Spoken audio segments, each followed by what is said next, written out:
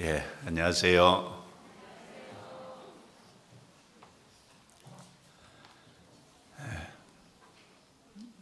찬송에 같이 협력해 주셔서 감사합니다. 잠깐 같이 기도드리겠습니다.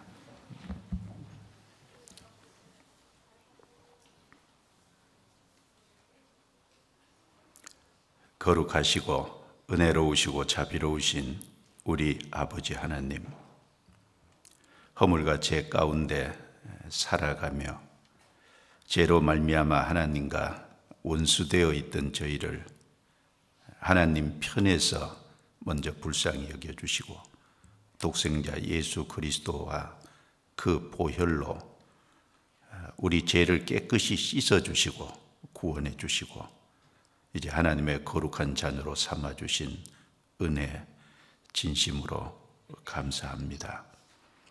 우리에게 영원한 생명을 주심을 인해서 모든 찬송과 존귀와 영광을 우리 아버지 하나님께 돌립니다.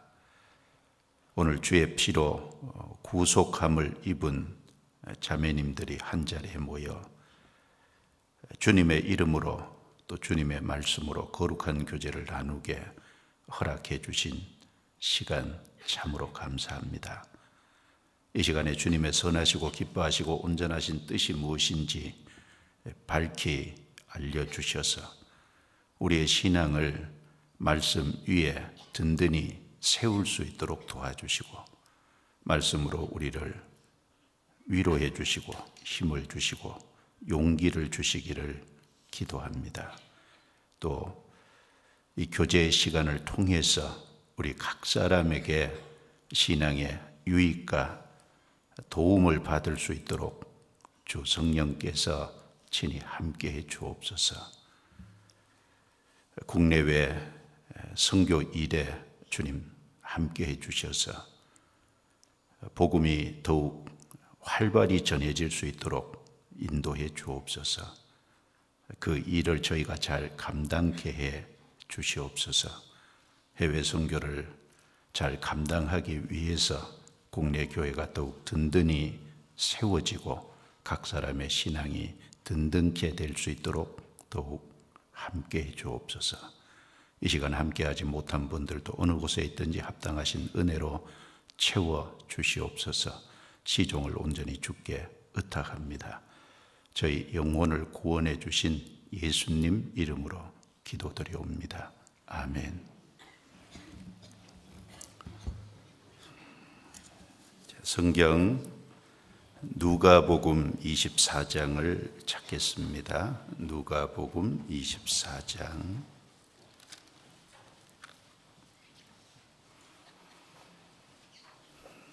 신약 성경 누가복음 24장입니다. 13절 말씀부터 35절 말씀까지 조금 길지만 제가 읽겠습니다. 그 날에 저희 중 둘이 예루살렘에서 25리 되는 엠마오라 하는 촌으로 가면서 이 모든 된 일을 서로 이야기하더라.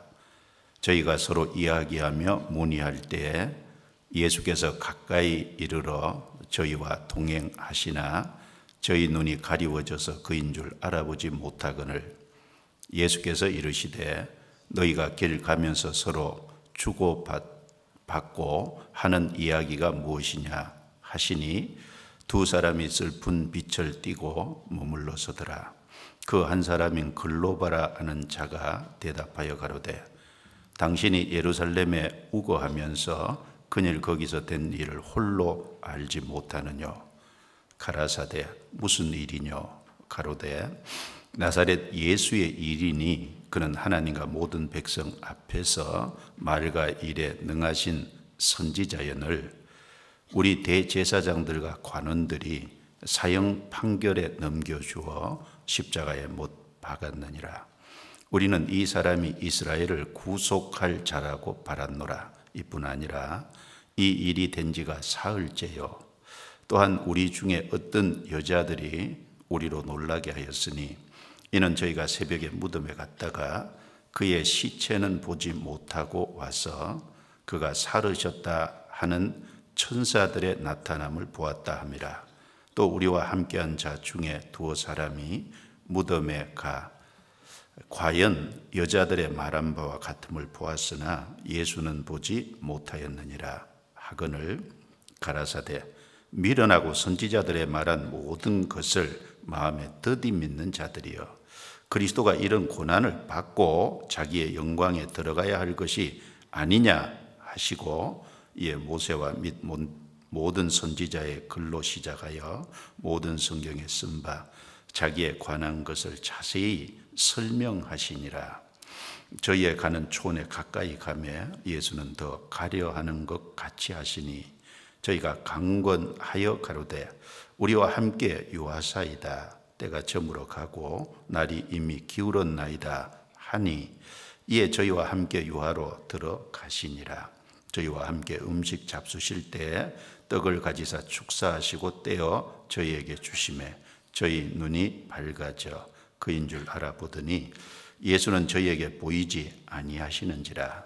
저희가 서로 말하되 길에서 우리에게 말씀하시고 우리에게 성경을 풀어주실 때 우리 속에서 마음이 뜨겁지 아니하더냐 하고 곧 그 시로 일어나 예루살렘에 돌아가 보니 11 사도와 및 그와 함께한 자들이 모여 있어 말하기를 주께서 과연 살아나시고 시몬에게 나타나셨다 하는지라.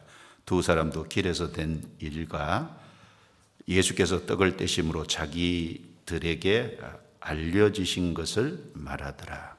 거기까지입니다.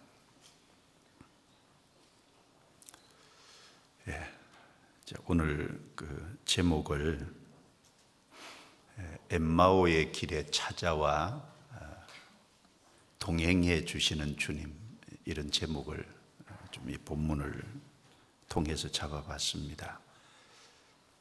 엠마오의 길에 찾아와 동행해 주시는 제목입니다. 먼저 이 배경을 잠깐 좀 살펴보면 예수님께서 죽으시고 무덤에 장사되셨지만 3일 만에 부활하셨습니다. 그 부활의 새벽에 무덤에 갔던 그 여인들이 예수님의 시체가 없어졌다는 사실과 또 천사들에게 예수님이 살아나셨다라는 그 말씀을 듣고 돌아와서 제자들에게 그 사실을 알렸습니다. 제자 중에 두 사람, 특별히 베드로하고 사도 요한 두 사람이 무덤에 즉시 달려가서 여인들이 한 그 말이 사실이라는 것을 확인을 하고 그러나 예수님은 보지 못했습니다.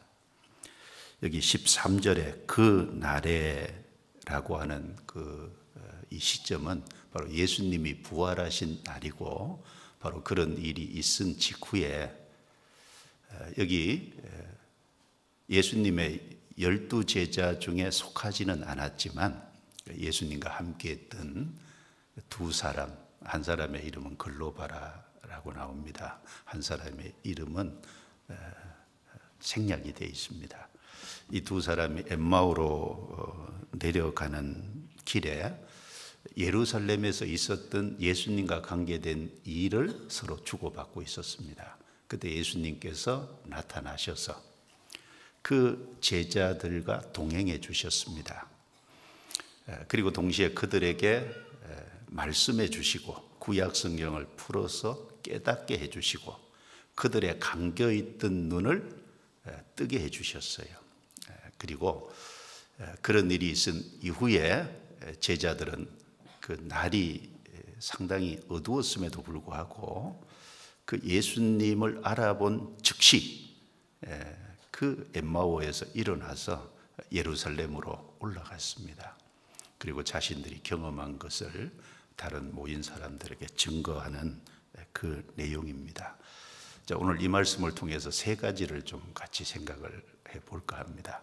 엠마오의 길에 찾아오셔서 동행해 주시는 주님, 이라는 부분을 좀 생각해 보고, 그 길에 동행하면서 말씀해 주시고, 그리고 그 말씀을 풀어 깨닫게 해 주시고, 감겨진 눈을 열게 해 주신 그 내용도 좀 생각해 보고, 그리고 이제 그런 일을 통해서 주님을 알아본 그 엠마오로 내려갔던 제자들이 그 자리에서 벌떡 일어나서 다시 예루살렘에 올라가서 증거했다고 하는 이 세 부분을 좀 나누어서 말씀을 드려볼까 합니다.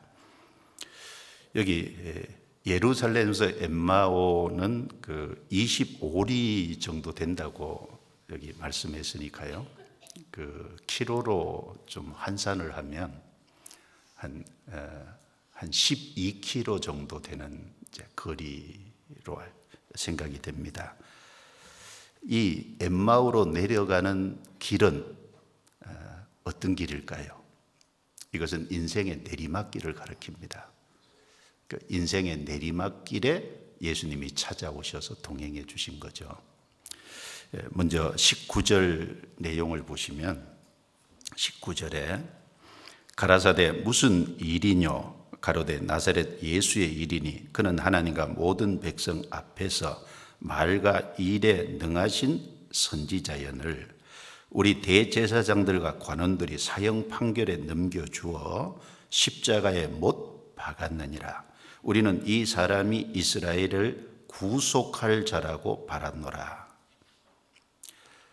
자, 예수님은 하나님과 백성 앞에서 말과 일에 능하신 분이다.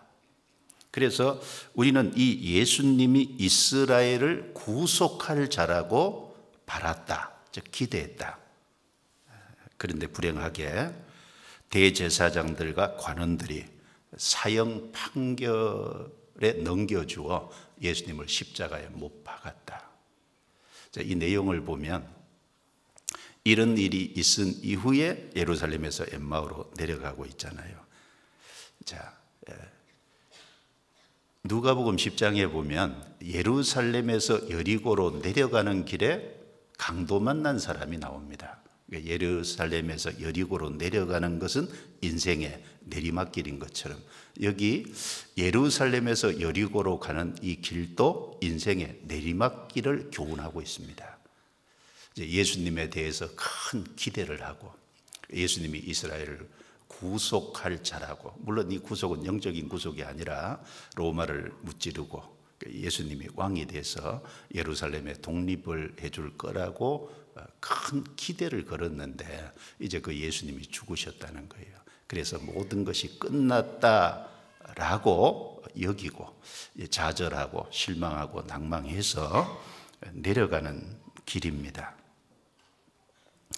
즉 낙향하는 길이라고 할 수 있겠죠. 자, 거기에 예수님께서 나타나셔서 동행해 주셨잖아요. 13절입니다. 그날에 저희 중 둘이 예루살렘에서 25리 되는 엠마오라 하는 촌으로 가면서 이 모든 된 일을 서로 이야기하더라. 저희가 서로 이야기하며 문의할 때 예수께서 가까이 이르러 저희와 동행하시나. 그 엠마오로 내려가는 좌절하고 낙담하고 실패했다고 생각하고 모든 것이 끝났다고 생각하고 이제 포기하고 내려가는 그 길에 예수님이 갑자기 나타나셨어요. 그리고 제자들과 동행해 주셨습니다. 자, 이것은 이때만 그런 게 아니죠. 사실 인생의 내리막길에 주님은 늘 찾아오셔서 함께 해 주시는 것이 사실입니다. 먼저 아담 안에 있는 모든 사람은 사실 인생의 내리막길을 걷고 있는 거죠. 그 인생의 내리막길, 그래서 죄로 말미암아 심판과 멸망을 받을 수밖에 없는 인생길에 예수님이 찾아오셔서 십자가를 통해서 복음을 완성하시고 그 완성된 복음을 통해서 우리를 구원해 주셨잖아요. 아담 안에 있는 모든 인생은 사실 다 내리막길을 걷고 있는 겁니다. 성경 잠언 15장을 찾겠습니다. 잠언 15장. 잠언 15장 24절.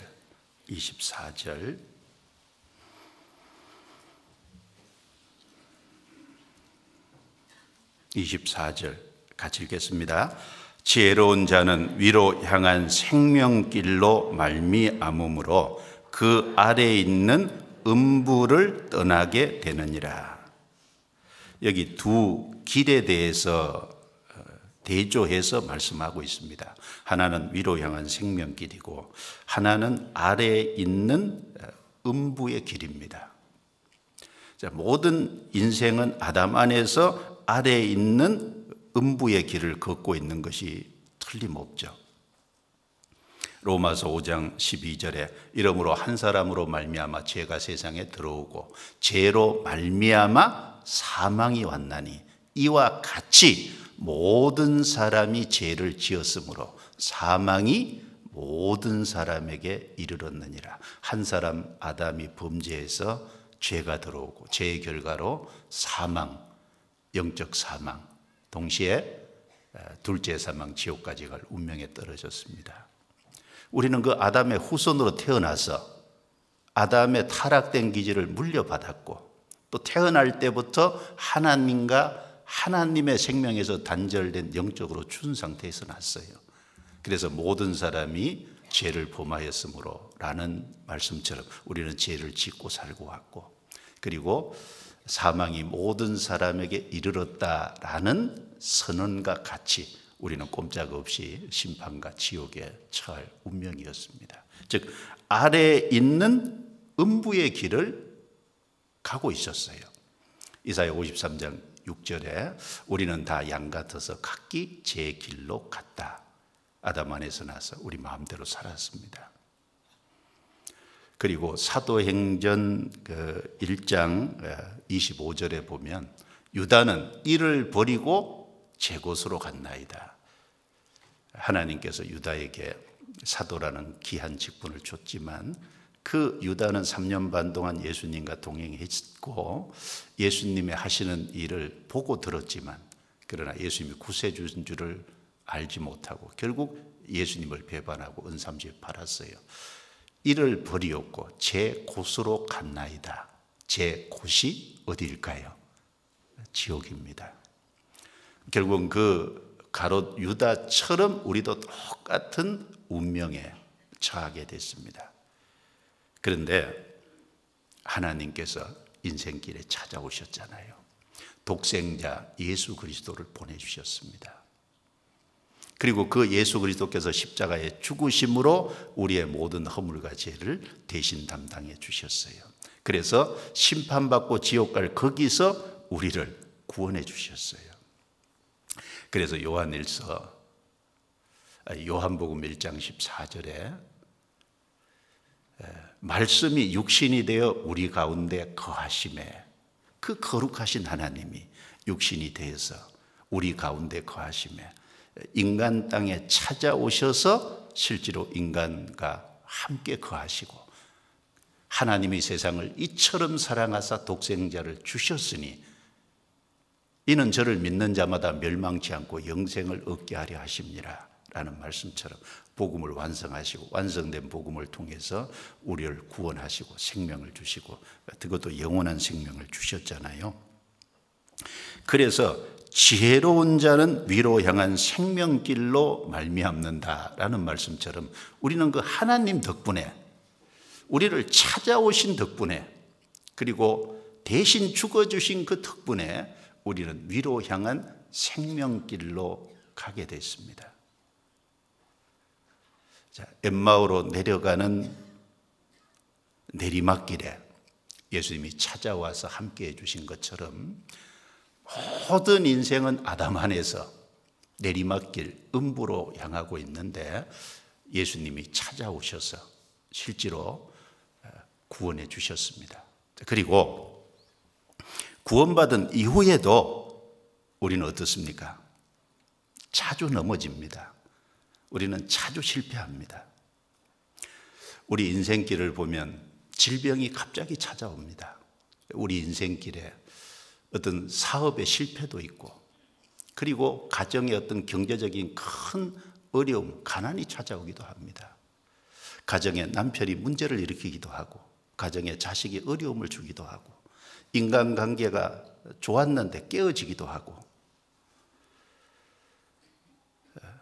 어떤 여러 가지 어려움이 옵니다. 그 인생의 내리막길을 겪는 경우가 참 많습니다.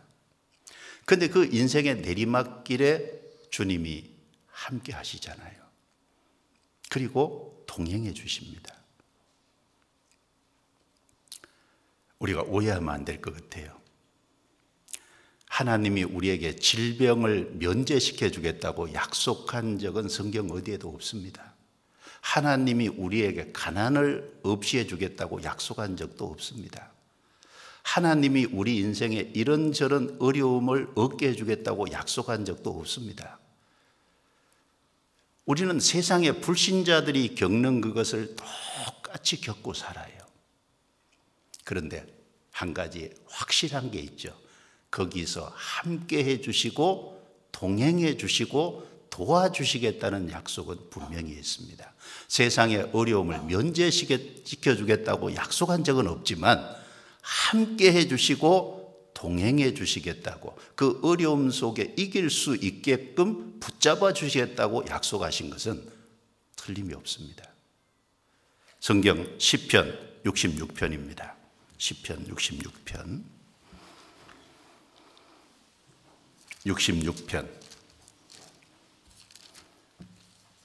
9절부터 12절입니다. 66편 9절부터 12절입니다.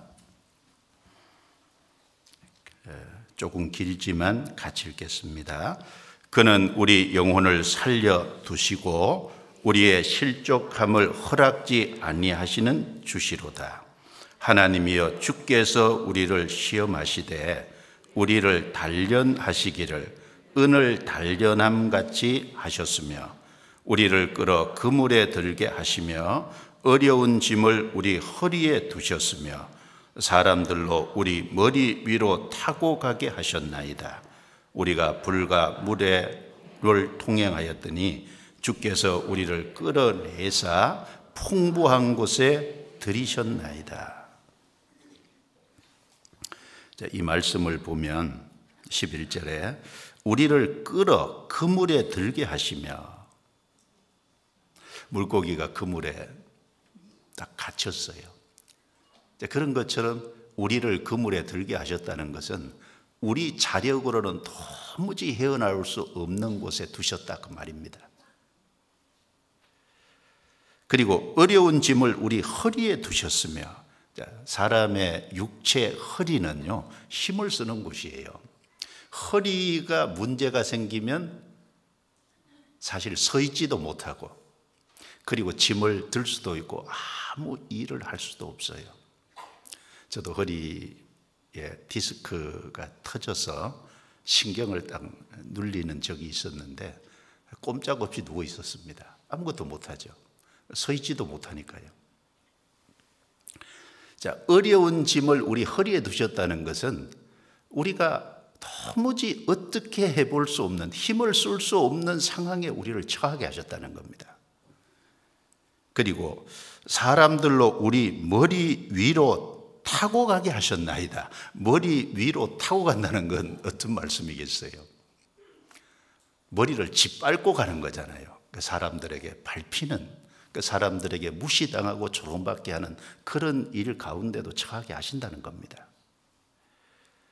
그리고 우리가 불과 물을 통행하였더니, 불 같은 어떤 어려움, 물 같은 어떤 홍수와 같은 갑자기 찾아오는 그런 어려움들, 물과 불을 통행하는, 자, 여기 그물에 들게 하시고 어려운 짐을 허리에 두고 짓밟히기도 하시고 물과 불을 통행하는 이런 여러 가지 인생길에 고난을 허락하시는 겁니다. 하나님이 우리 인생길에 고난을 면제시켜 주겠다, 세상 불신자들이 겪는 어려움을 해서 해방시켜 주겠다, 이제 그 약속을 하신 게 아닙니다. 다만 이런 어려움을 주시지만 함께 하시고 실족지 않게 하시겠다라고는 약속을 했어요. 그래서 9절에 그는 우리 영혼을 살려두시고 먼저 우리 영혼을 구원해 주셨죠. 그리고 우리의 실족함을 허락지 아니하시는 주시로다. 구원받은 사람의 영혼이 실족되지 않도록 주님께서 도우십니다. 그리고 물과 불을 통행하게 하시지만 결국은 거기서 끌어내사 풍부한 곳에 들이셨나이다. 그 고난을 통과한 이후에 풍성한 열매가 있는 곳으로 이끌어 내시는 겁니다. 그래서 다윗도 시편 23편 4절에 내가 사망의 음침한 골짜기를 지날지라도 내가 두려워하지 않을 것은 주께서 나와 함께 하심이라. 주의 지팡이와 막대기가 나를 안위하시나이다. 자, 사망의 음침한 골짜기를 지날지라도, 사망의 음침한 골짜기를 면제시켜 주겠다고 한 게 아니라 지나게 하신다 그랬어요. 구원받은 사람에게도 죽는 것 같은 죽음의 골짜기를 통과하게 하십니다. 그런데 두려워하지 않을 것은 주께서 나와 함께 하심이라. 주님이 함께 하셨다는 약속은 분명히 있어요. 그래서 주의 막대기와 지팡이가 나를 안위하시나이다. 안위는 평안과 위로를 주신다는 말씀인데 우리 인생에 간섭하죠. 그래서 어려움에 처했을 때는 갈고리 같은 것으로 이끌어내기도 하시고, 우리가 잘못 갈 때는 지팡이는 우리를 징계하는 채찍으로도 쓰시잖아요. 징계도 하시고, 그래서 간섭하시고 풍부한 화평으로 이끌어내십니다. 그런 예는 성경에 얼마든지 있어요. 창세기 28장에 보면 야곱이 형 에서가 죽이려고 하니까 도망가는 가운데서요, 베델에 혀를 단신으로 돌베개를 하고 누웠잖아요. 자, 그 상황을 한번 그려보면 얼마나 참 외롭겠습니까? 그런데 그곳에서 하늘과 땅을 연결하는 사닥다리를 봤어요. 그 사닥다리 위에서 천사들이 오르락내리락 하는 것을 봤어요. 그리고 그 사닥다리 끝에서 하나님이 내가 너와 함께하여 내가 어디로 가든지 다시 이곳으로 돌아오게 하겠다. 그리고 너를 통해서 이루고자 하는 일이 다 마치기까지 내가 결코 너를 떠나지 아니하리라는 놀라운 약속을 받았습니다. 그 약속대로 야곱은 실제로 평생 하나님이 자기와 함께하는 것을 경험했어요. 모세는 인생의 가장 어려울 때 출애굽기 33장에서 하나님의 영광의 일부, 하나님의 얼굴은 못 봤지만 하나님의 뒷모습은 봤지 않습니까? 그 가장 어려웠을 때가요, 언제입니까? 이스라엘 민족이 모세가 십계명 두 돌판을 받으러 올라갔을 때 밑에서 우상 숭배를 하고, 그리고 그로 말미암아 3,000명이 죽임을 당하고, 그리고 하나님께서 이스라엘 민족과 다시는 함께하지 않겠다고 언급하신 바로 그때입니다. 그때가 모세에게는 가장 어려운 시기였을 거예요. 그런데 그 시기에 하나님은 모세에게 자기의 뒷모습, 얼굴은 보여주지 않았지만 뒷모습, 영광의 일부분을 보여주심으로 용기를 갖게 했습니다. 엘리야는 바알 선지자 450명과 갈멜산에서 대결해서 승리했어요. 그 다음에 아합 왕의 아내 이세벨이 엘리야를 죽이겠다고 위협을 했습니다. 엘리야는 그 이세벨의 죽이겠다고 하는 위협을 피해서요, 남쪽 부엘세바 강야까지 도망을 가서 로뎀나무 아래 앉아서 하나님께 죽기를 구했어요. 하나님, 저는 이것이 한계입니다. 저는 제 조상보다 낫지 못합니다. 저를 죽여주십시오. 거기 잠들었어요. 그냥 계속 잠들어 있으면 죽어요. 그런데 하나님이 천사를 보내서 떡과 물을 먹였잖아요. 그런데 먹고 다시 잤어요. 다시 깨워서 떡과 물을 먹여서 거기서 일어서서 40일 밤낮으로 걸어서 결국은 호렙산 동굴에 이르게 했고, 거기에 하나님께서 세미한 음성으로 나타나셔서 엘리야를 위로해 주시고 용기를 주셨습니다. 가장 어려울 때 주님은 세미한 음성으로 위로해 주시고 용기를 주셨어요.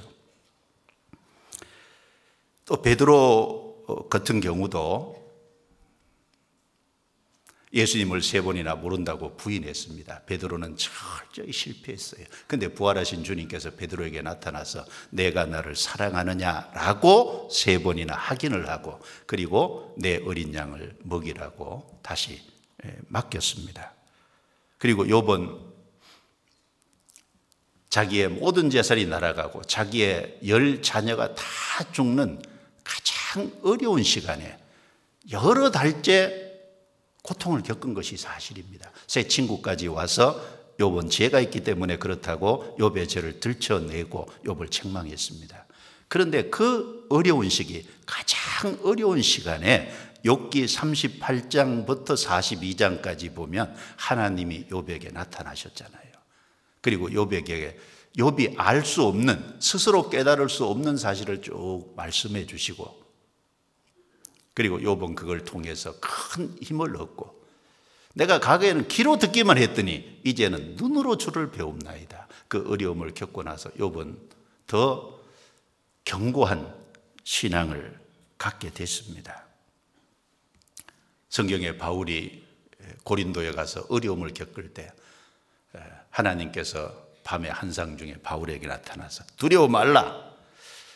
그리고 이 성중에 내 백성이 많으니까 담대히 말하라 라는 하나님의 말씀으로 용기를 얻고 1년 6개월 동안 고린도에 거하면서 고린도의 복음을 전해서 고린도 교회가 탄생을 했습니다.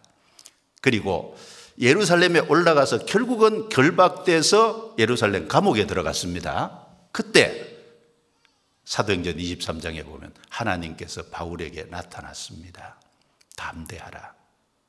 이게 끝이 아니다. 내가 로마에 가이사에게 가야 하리라. 그리고 사도행전 27장에 미결수의 몸으로 로마로 압송될 때 큰 풍랑이 일어날 때 거기 주님이 나타나셔서 바울에게 배는 깨어지겠지만 생명은 한 사람도 상하지 않을 것이다. 염려하지 마라. 그리고 내가 가이사 앞에 서야 하리라. 로마 황제 앞에 서서 복음을 증거해야 될 것을 말해주므로 큰 용기와 위로를 줬습니다. 자, 인생의 내리막길, 인생의 여러 가지 어려움들, 그게 실패가 됐든지 낭만과 좌절이 됐든지 어떤 고난과 시련이 됐든지 간에 주님이 그걸 면제시켜 주겠다고 말씀한 적은 없습니다. 그러나 분명한 것은 그 고난 속에 함께 해주시고 도와주시고 이길 수 있게 해주시겠다고, 실족지 않게 해주시겠다고 약속을 했어요. 우리는 거기서 큰 힘을 얻을 수 있습니다. 엠마오로 내려가는 길에 예수님이 찾아오셔서 동행해 주시는, 그걸 통해서 우리 인생길에서도 여전히 내리막길이 있을 수 있는데 그 내리막길에 항상 변함없이 우리와 함께 하셔서 도와주시겠다고 약속하신 주님을 우리는 기억해야 될 겁니다. 자, 주님은 우리를 떠나지 않습니다. 사도행전 28장 20절, 내가 세상 끝날까지 너희와 항상 함께 있으리라. 예수님의 첫 번째 이름은 구원자라는 이름이에요. 그리고 또 한 가지 이름은 임마누엘, 내가 너와 함께 하리라. 구원을 받은 사람은 그 다음에 임마누엘입니다. 주님이 함께 하시겠다는 약속을 생각하면 우리는 힘을 낼 수 있을 거예요. 그런데 참 안타깝게요, 엠마오로 내려가는 두 제자에게 주님이 나타나셨는데 두 제자는 예수님을 알아보지 못했잖아요. 찾아보겠습니다. 누가복음 24장. 누가복음 24장입니다. 누가복음 24장 16절입니다. 16절, 15절 끝에 예수께서 가까이 이르러 저희와 동행하시나, 16절 같이 읽습니다. 저희의 눈이 가리워져서 그인 줄 알아보지 못하거늘. 동행하시는데 눈이 가려져서 알아보지 못했어요. 그런데 그 뒤에 30절, 31절 또 같이 읽습니다. 저희와 함께 음식 잡수실 때 떡을 가지사 축사하시고 떼어 저희에게 주시매 저희 눈이 밝아져 그인 줄 알아보더니 예수는 저희에게 보이지 아니하시는지라. 그런데 이제 식사 자리에서 예수님이 떡을 떼어서 주시니까 그 떡을 받아 먹으니까 눈이 밝아졌어요. 비로소 예수님인지 알아봤습니다. 자, 동행하시는데 알아보지 못했어요. 그런데 떡을 떼어 주시는 걸 받아 먹고 나서 예수님인지 알아봤어요. 자, 지금도 그럴 수 있죠. 많은 구원받지 못한 불신자들이요, 하나님이 인생길에 찾아오셔서 자기 죄를 해결해 놓으신 것을 알아보지 못하잖아요. 그 예수님이 자기 구세주인 줄 알아보지 못하잖아요. 왜 알아보지 못합니까? 교만해서 그래요. 눈이 가려져서 그래요. 이 세상 것은 밝은데 신령한 것은 어두워져서 그렇습니다. 그리고 여러 가지 이유로 인해서 알아보지 못합니다. 구원받은 사람 삶 속에 변함없이 구원받은 그때부터 주님 앞에 우리가 갈 때까지 주님은 변함없이 항상 함께 합니다. 왜? 주님이 구원받을 때 우리 속에 들어오셨거든요. 죄를 사함받는 동시에 그 죄를 사함받는 것을 깨닫게 해주신 성령께서 우리 영혼 속에 들어와서 나와 함께 하십니다. 내 삶 속에 함께 하십니다. 그래서 죄악을 속하여 주신 주 내 속에 들어와 계시네. 주님이 나와 동행하세요. 그런데 안타까운 것은 엠마오로 내려가는 제자들이 예수님인지를 알아보지 못한 것처럼 알아보지 못하는 경우들이 많이 있다는 겁니다. 같이 계신데 같이 계신 줄 몰라요. 동행하시는데 동행하시는지 몰라요. 왜 여기 엠마오로 내려가는 두 제자는 예수님을 알아보지 못했을까요? 예수님과 평상시에 가까이 지냈잖아요. 12제자는 아니지만 그러나 예수님과 함께 했던 많은 시간이 있잖아요. 그런데 왜 알아보지 못할까요? 예수님이 다른 모양으로 나타나셔서 못 알아본 거예요. 예수님의 평상시 모습이 아니라 다른 모양으로 나타나신 겁니다. 마가복음 16장 찾겠습니다. 마가복음 16장 12절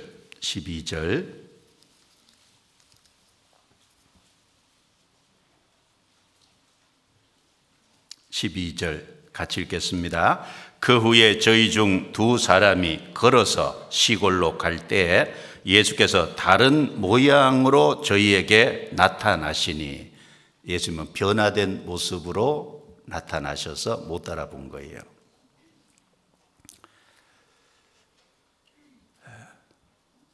그런데 우리는 여기서 여러 가지 교훈을 받을 수 있습니다. 다른 모양으로 나타나셨기 때문에 못 알아본 것은 직접적인 이유예요. 그리고 제자들은 이미 예수님이 죽었다고 생각하고 끝났다고 생각하고 마음에 큰 어떤 낭만과 좌절 속에 있었기 때문에, 슬픔 속에 있었기 때문에 못 알아보기도 한 것일 겁니다. 그것도 교훈도 되죠. 우리 삶 속에 지나친 슬픔과 낭만과 좌절, 지나치게 환경을 바라보면 주님이 나와 함께 계시는데도 못 알아볼 수 있습니다. 자, 부모와 자식의 예를 한번 들면, 부모는 자식에게 여러 가지 모습으로 나타나죠. 자녀가 잘할 때는 밝게 웃어주는 모습, 그리고 아주 따스한 그 품으로 팔로 포옹해 주는 그런 모습으로 자녀를 대하기도 하고, 그리고 자녀가 큰 문제를 일으켰을 때는 엄하게 꾸짖는 모습으로 나타나기도 하고, 그것보다 더 지나치면 매를 들고 때리는 모습으로 부모는 자식을 대하기도 합니다. 그런데 자식의 입장에서는 항상 따뜻하게 해 주시던 그때만 생각하고 매로 자기를 때린 경우는 착각하면요, 미워한다고 생각할 수도 있습니다. 그런데 부모 마음은 따뜻하게 안아줄 때나 자기의 자녀의 잘못을 깨우치기 위해서 크게 책망할 때나 매를 댈 때나 부모의 마음은 변함없는 사랑에서 나오는 여러 가지 행동들입니다. 사랑하기 때문에 그런 다양한 행동을 하는 거예요. 항상 웃지만은 않죠. 엄한 모습도 있고 매를 대는 모습도 있습니다. 그러나 그 마음 중심을 들여다보면 다 사랑의 모습이에요. 주님도 우리에게 나타나시는데 우리의 신앙의 상태에 따라서, 우리의 신앙의 모습에 따라서 다양하게 우리에게 다가오신다는 거 생각해 보셨어요?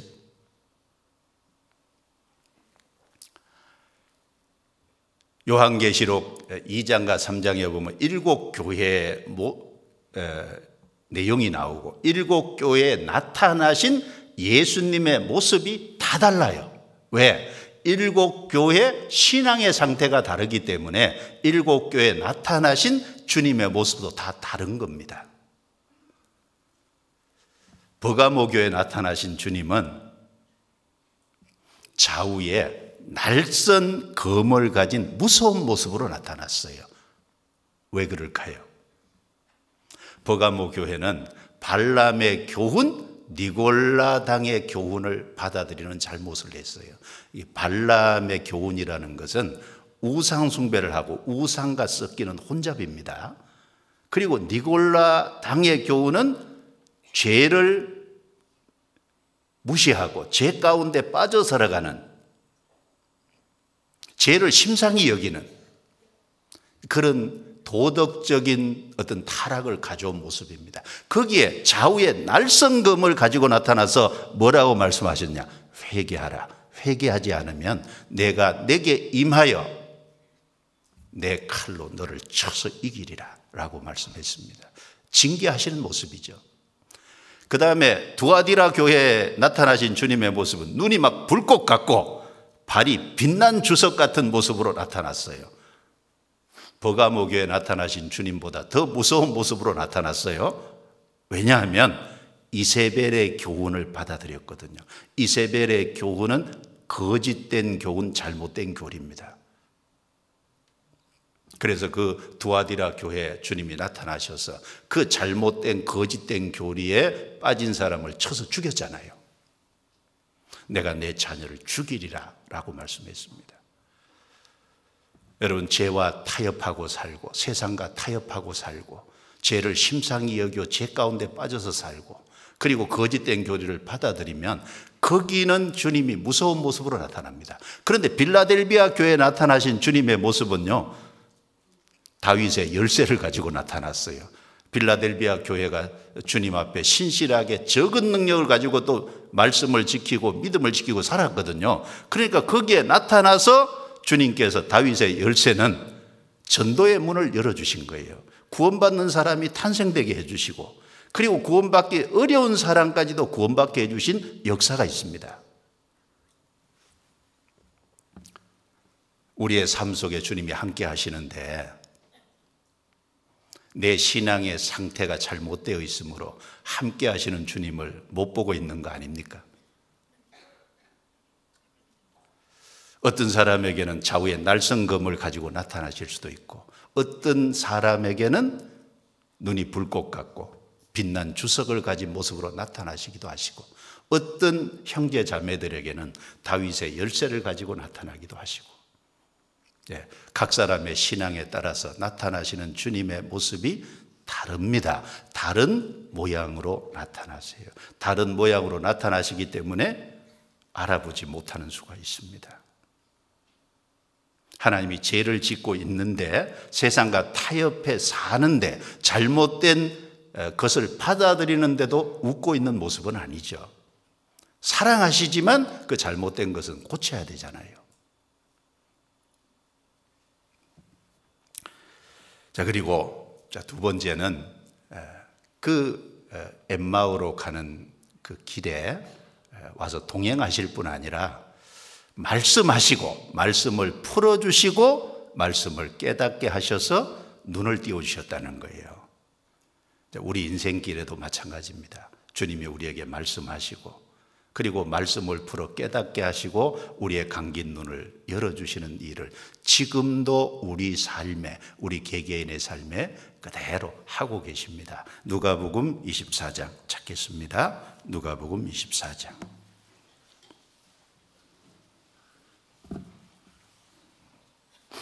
누가복음 24장 17절입니다. 17절. 예수께서 이르시되 너희가 길 가면서 서로 주고받고 하는 이야기가 무엇이냐 하시니, 예수님께서 그 길에 동행하시면서 이 두 제자가 서로 주고받고 이야기하는 것이 무엇이냐, 그 이야기하는 것에 관심을 가지셨어요. 지금도 마찬가지겠죠. 우리가 신앙생활 속에 형제 자매들이 주고받는 이야기가 무엇이냐, 우리 대하에 하나님은 지금도 관심을 가지십니다. 틀림없으실 거예요. 그리고 25절, 가라사대 미련하고 선지자들의 말한 모든 것을 마음에 더디 믿는 자들이여, 그리스도가 이런 고난을 받고 자기의 영광에 들어가야 할 것이 아니냐 하시고, 이에 모세와 및 모든 선지자의 글로 시작하여 모든 성경에 쓴 바 자기에 관한 것을 자세히 설명하시니라. 건너뛰어서 32절입니다. 같이 읽겠습니다.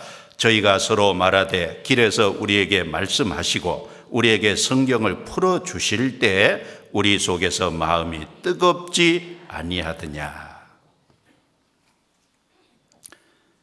25절 26절에 보면 선지자들의 말한 모든 것을 마음에 더디 믿는 자들이요, 믿기는 믿는데 마음에 더디 믿는다고 책망을 했어요. 그리고 그리스도께서는 고난을 받고 영광을 얻으시는데, 이 당시에 제자들은 잘못 생각했잖아요. 영광만 생각했어요. 고난 후에 영광이 있을 것을 구약 성경을 예를 들어서 자기에 관한 것을 자세히 풀어 설명해 주셨어요. 그리고 그 성경의 말씀을 제자들이 들을 때 속에서 마음이 뜨거워졌다 그랬어요. 참, 이 주님의 모습이 지금도 우리 삶에서 주님께서 하고 있는 모습이에요.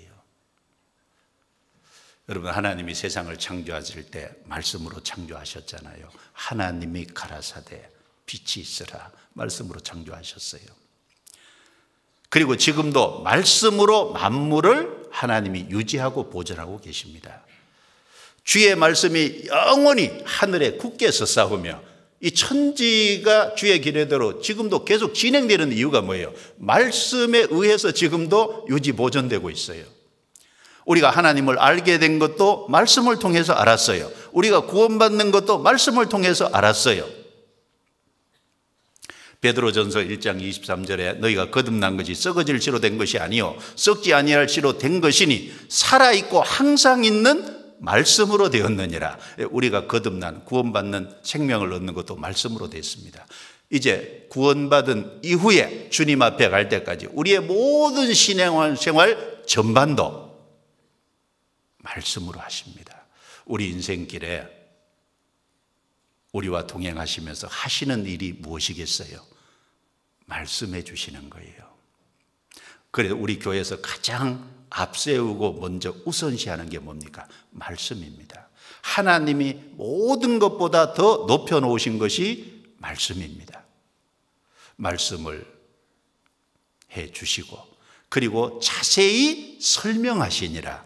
주님은 인자하신 분이에요. 우리가 말씀을 잘 알 수 있도록 자세히 설명해 주세요. 그래서 풀어주셔서 우리로 깨닫게 해주세요. 깨달을 때 기쁨이 있어요. 깨달을 때 그 깨달음에 대한 감사가 있어요. 깨달을 때 힘을 얻어요. 깨달을 때 위로와 용기를 받습니다. 깨달을 때 주님께 찬양하고 주님을 높이는, 주님을 위해서 일할 수 있는 힘이 됩니다. 말씀하시고 풀어주시고 그리고 깨닫게 하시고 우리 눈을 열어주시는 일을 지금도 계속해서 하고 계세요.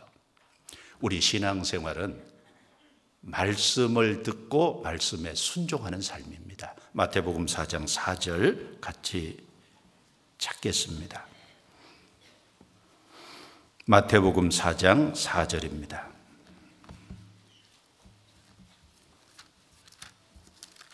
(4장 4절) 같이 읽습니다.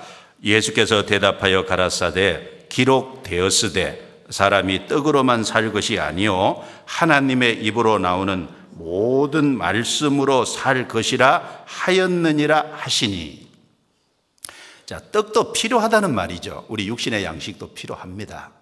떡으로만 살 것이 아니요 하나님의 입으로 나오는 일부의 말씀이 아니고 모든 말씀으로 살 것이라. 이 말씀은 말씀이 우리 영혼의 영적인 약식이 된다. 그걸 넘어서서 우리의 신앙생활 모든 전반에 말씀에 순종해서 살아가는 삶이다. 그걸 말한 겁니다. 모든 말씀으로 삽니다. 예, 말씀에 순종해 살아가는 거예요. 그러려면 우리에게 말씀을 주셔야죠. 그리고 말씀을 풀어서 자세히 설명하심으로 우리에게 깨닫게 해주셔야죠. 깨달아질 때 마음이 뜨거워지고 감사와 기쁨과 감격과 감동이 있고 주를 위해서 일할 수 있습니다. 사도행전 20장 32절 또 보겠습니다. 사도행전 20장 32절.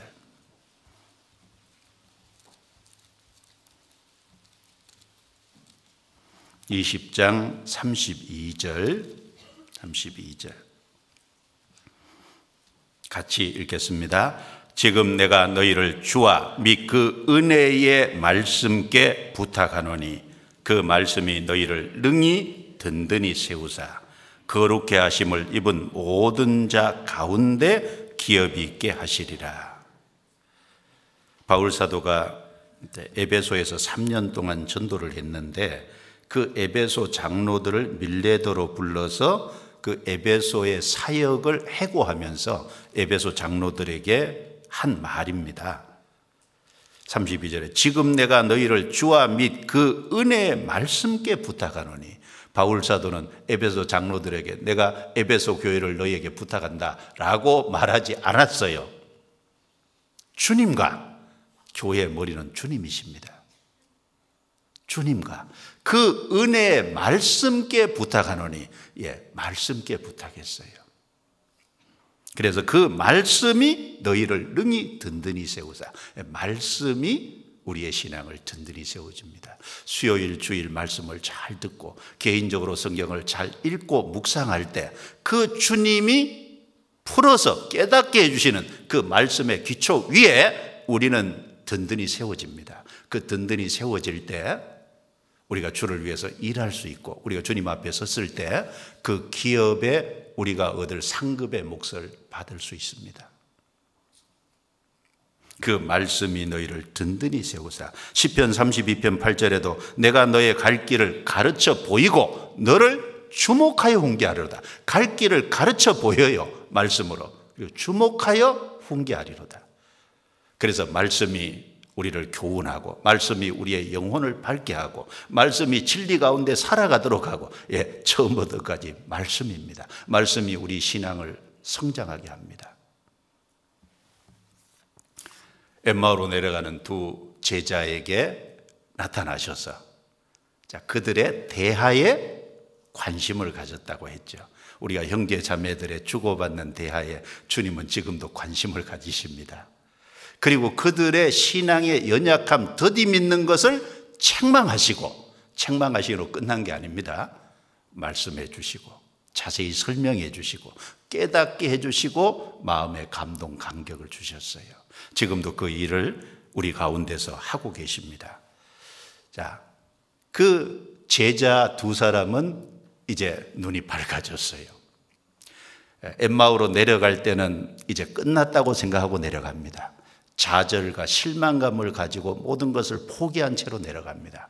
그런데 동행하시는 주님을 만나고 이제 거기서 주님을 다시 보고 용기를 얻었어요.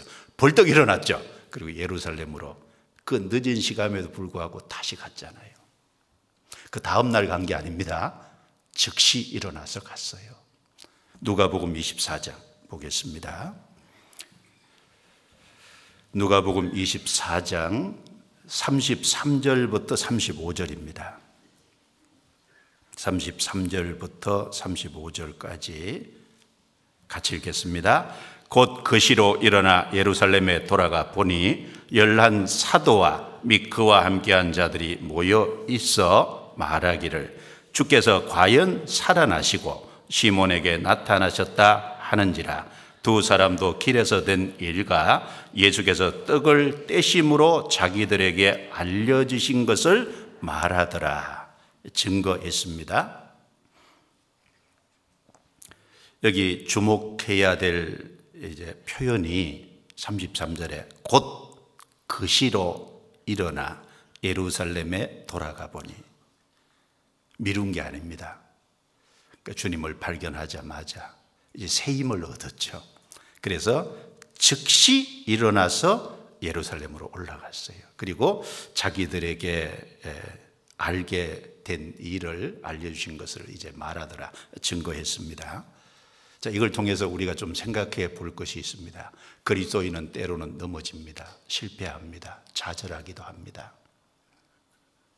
그러나 그 실패와 좌절과 낭만과 자포자기 거기에 머물러 있는 것을 하나님은 결코 원하지 않습니다. 하나님은 거기 다시 일어서게 하실 수 있는 힘이 있어요. 인생에 어떤 실패를 겪었을지라도 주님은 거기서 일어나기를 원하십니다.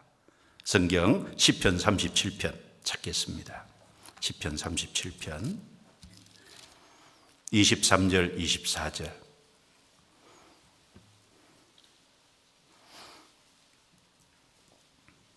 (23절) 24절 같이 읽습니다.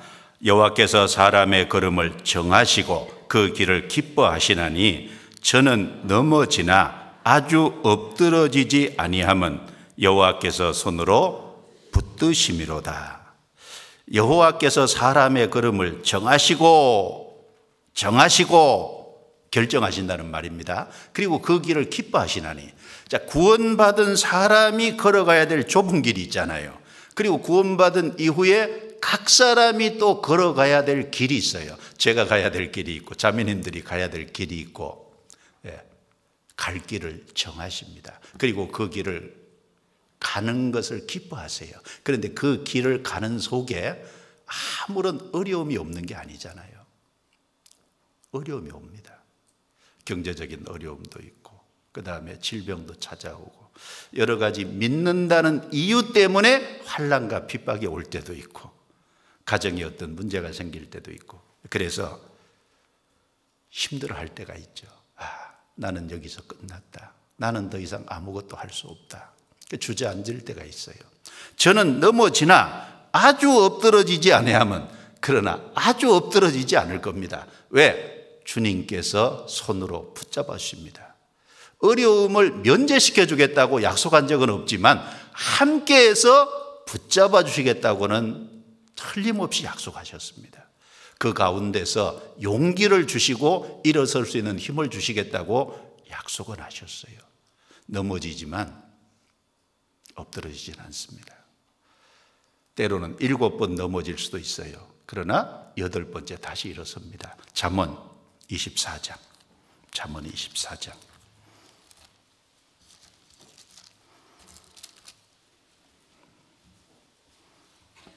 잠언 24장 16절입니다. 16절 같이 읽겠습니다.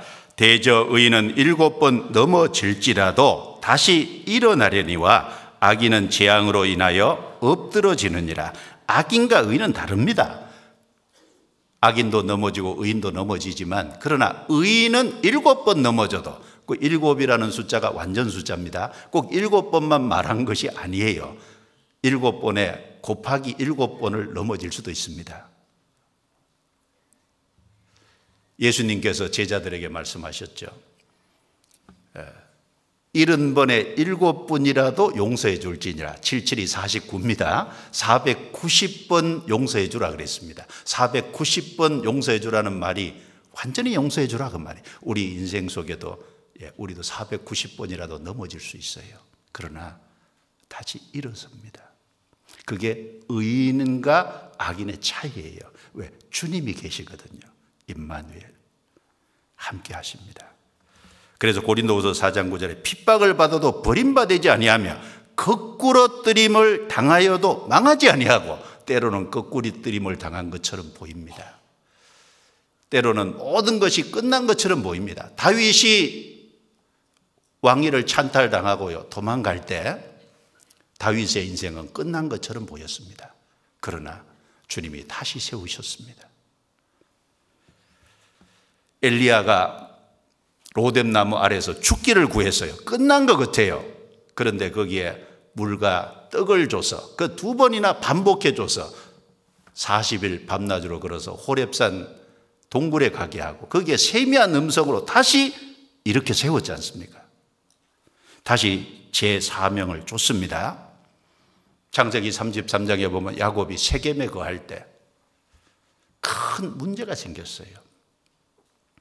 딸 디나가 어려움을 당하고 그걸 보복한다고 디나의 오라비 들어가서 세겜 남자들을 싹 죽이는 아주 악취가 나는 좋지 못한 엄청난 일이 생겼습니다. 그런데 창세기 35장에 하나님이 야곱에게 나타나셨어요.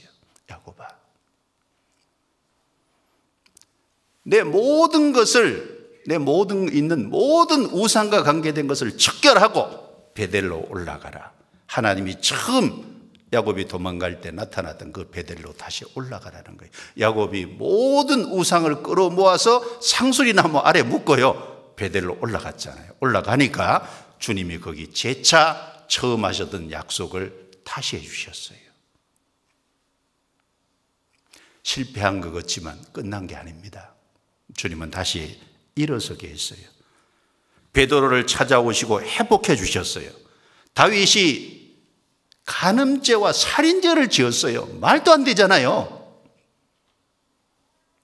그런데 그 살인죄와 간음죄를 지은 그 이후에 하나님이 그 밧세바 사이에서 난 첫째 아들을 죽여버렸어요.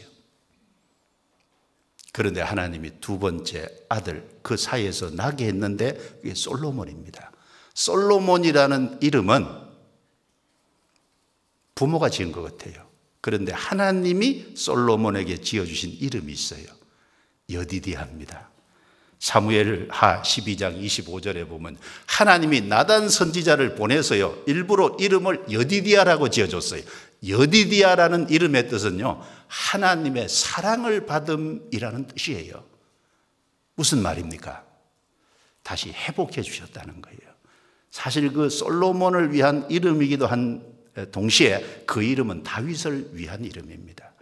너는 내 사랑을 받은 자다. 비록 잘못했지만 철저히 뉘우칠 때 하나님이 다시 세웠잖아요. 실패의 자리에 찾아오셔서 다시 세우신 거예요. 엠마오로 내려가는 그 실패의 자리에 찾아오셔서 깨닫게 하시고 즉시 일어나서 거기를 벗어나서 예루살렘으로 하나님의 일이 일어나는 곳으로 다시 가게 했던 것처럼 우리를 실패와 좌절의 자리에서 주저앉게 하시는 것이 아니라 일으키시는 겁니다. 다시 가게 하세요. 주저앉아 계십니까? 일어서세요. 주님이 뭐라고 그러세요? 일어나라, 함께 가자고 하시잖아요. 주님이 손을 내미십니다. 끝이 아니다는 거예요. 어떤 어려움, 어떤 힘든 일, 어떤 잘못이 있을지라도 버리고 다시 가야 돼요. 그래서 이사야 40장 30절에 오직 여호와를 앙망하는 자는 새 힘을 얻으리니 독수리의 날개치며 올라간 것들 것이요 다른 박질하여도 곤빗지 않게 하고 걸어가도 피곤치 아니하리로다. 여호와를 앙망하는 자는 새 힘을 얻습니다. 왜? 그게 망상이 아니에요. 주님이 우리와 함께 계시기 때문에, 동행하고 계시기 때문에 주님이 주시는 힘으로 새 힘을 얻어요. 새 힘을 얻습니다. 그래서 엠마오로 내려가는 이 두 제자에게 나타나서 동행하시는 그 주님의 모습은 지금도 나에게 찾아오셔서 동행하시는 주님의 모습을, 또 말씀을 해주시고 풀어서 깨닫게 해주시고 마음을 뜨겁게 해주신 그 주님의 모습, 그 주님은 지금도 여전히 나와 함께 하셔서 그 일을 하십니다. 그리고 절망과 좌절의 자리에서 일어서게 하십니다. 우리 손잡고 일어나서 주님 앞에 갈 때까지 가야 되겠습니다.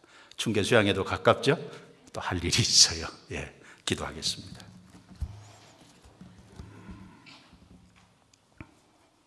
하나님 감사합니다. 그 옛날 엠마오로 내려가는 제자들에게 나타나셔서 동행해 주시고 말씀을 풀어 깨닫게 해 주시고 새 힘을 주셔서 새롭게 시작할 수 있게 해 주신 것처럼 오늘 지금도 우리 가운데서 동일한 일을 하고 계신 주님을 믿습니다. 어떤 좌절과 낭망의 자리에 있을지라도 주님이 함께 하심을 믿고 일어서게 해 주시고 용기를 갖고 살아갈 수 있도록 도와주옵소서. 나머지 교제의 시간도 주님이 함께 해 주셔서 우리 신앙의 유익이 되도록 도와주옵소서. 우리 눈앞에 있는 충계 수양회가 주님의 영광을 나타내는 큰 역사가 나타나게 해주시고 이번에도 많은 잃어진 영혼들이 주께 돌아옴으로 주께 찬양하는 결과를 가져올 수 있도록 함께 해 주옵소서. 우리를 구원해 주신 주 예수님 이름으로 기도드려옵니다. 아멘. 수고하셨습니다.